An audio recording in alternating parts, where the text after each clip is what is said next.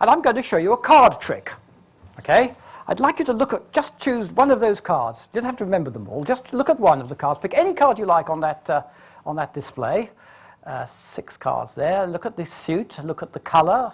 And try and absorb as much detail of your particular color inside your head. And I'm going to show you your cards again. And you will find, amazingly, that your card has vanished. Isn't that astonishing? Now, how can I possibly know which of your cards you're going to pick? And, of course, the answer is I don't. All the cards are different. This is... The colour of the cards is the same in each position, but every card is different. So it didn't matter to me which card you chose. Actually, I can't claim credit for this. This appeared on the internet some little while ago. And it's amazing, you know, how highly intelligent people can come up with sort of extraordinary explanations. There were a group of professors, I was over in the States, and they were saying, have you seen that on the internet? My goodness me, we think it's some kind of movement of the mouse, is the program is somehow... And they had all these... they're all different. Oh, yes. But anyhow, I've used that because it's a very good example of attention.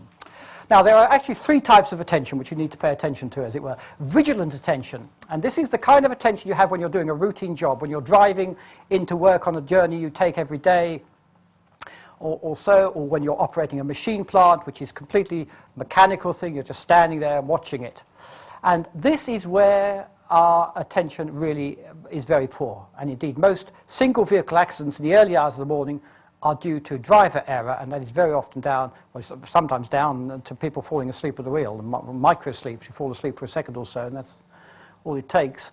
But also to lack of vigilance. And if we think about things like 3 Mile Island, for example, a near meltdown in America, to some extent, there were other factors involved in Chernobyl. A lot of accidents happened. There was a pilot, if you may remember, a few years ago, who was sucked out of his out of the flight deck when the window collapsed, and he was sucked out, and they saved him, managed to hang on to him until they landed. And again, this was a job which had been done into very early hours of the morning. So vigilant attention is something which we find quite hard to maintain.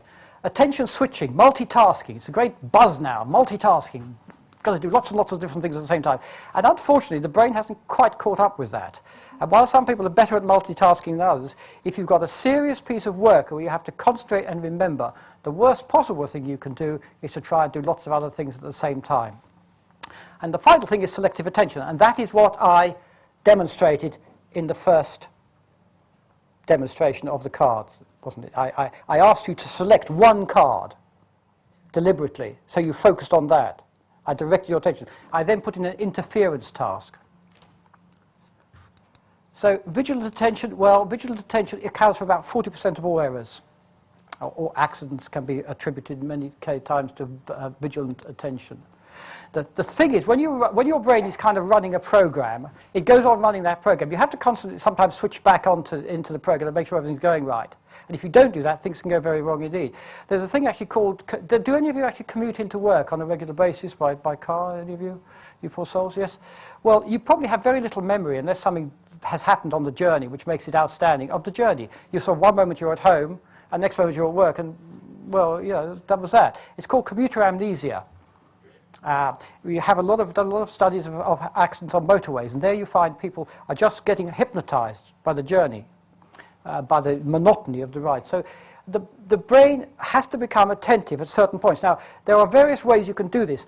The most effective way, in my view, is to develop a catchphrase for yourself, okay? Like focus, concentrate, something you say, and you say this on a kind of every 5 or 10 minutes. Just to bring your mind back to the task. It's often advised that you link this to some kind of external stimuli. One of my colleagues brought this in, which is rather nice. I don't suggest you have this. It's rather fun. But I mean, you want some kind of. I've lost it now. But I used to have a little clicker. Do you know these little frogs, which you kind of little bits of bent metal you can click? I used to carry that around and kind of click it every so often, just to bring myself back. So, but just a catchphrase will do. But you must train yourself. You can't just go on. If you try and go on doing things, you'll find yourself driving into the office on the day you're supposed to be staying at home. You've just gone into autopilot. Yep. So that's vigilant attention. Let me move on. Attention switching, multitasking, as I say. if you've got something which really needs serious attention, try and go somewhere where you're not going to be interrupted by the telephone, where you're not going to be interrupted by drop-in visitors, by other tasks, and just concentrate on that and break your time down into about 20-minute periods. 20 minutes is by and large the amount of time the brain can focus intensely with training on something. And finally, we have selective attention. You tend to see what you expect to see, not what is really there.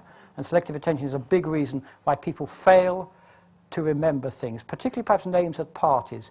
You're introduced to somebody, what a charming person, and you're thinking, I quite like the look of this person. What you're not doing is attending to the name of that person. It's not that you can't remember his or her name, it's that you never put his or her name into your memory in the first instance. And come on, give the memory a chance, guys. If it doesn't go in, it's not going to come out. So after the coffee break, which we're now coming up to, we will look at ways in which we can put stuff into our memory and make sure it stays there.